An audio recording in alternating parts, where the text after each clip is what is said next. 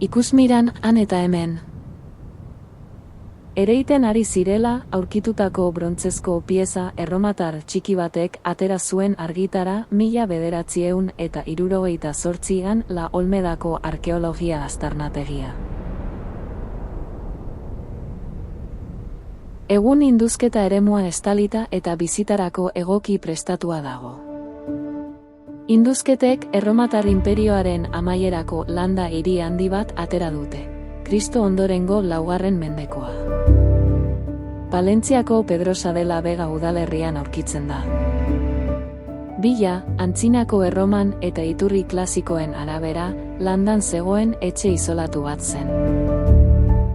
Bila rustikal delakoan, bizilekua sinplea izaten zen gehienetan, naiz eta guregana iritsi direnak eta ezagunak egiten direnak, handiak, konplexuak eta aberatsak izan. Nekazaritzarekin eta abeltzaintzarekin erlazionatuta zeuden. La Olmeda hiri erromatarra inperio basuko landa etxe handi bat da, eta bere eraikin nagusia oinplano karratukoa da, eta alboetan dorreak ditu. Erdiko patio bat ere erakusten du peristilo baten inguruan. Eta bertatik gela ezberdinak irekitzen dira.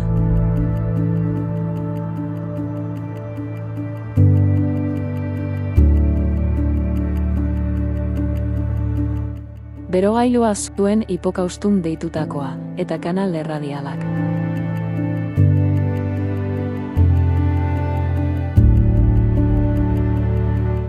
Baino gunean ere ikusgai dago.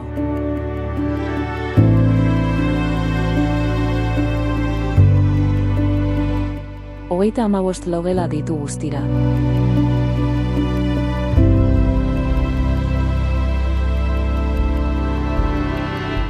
Eta horietatik 26 apainduta agertzen dira mosaiko polikromoen bidez. Hauen kontserbazio egoera ikusgarria da.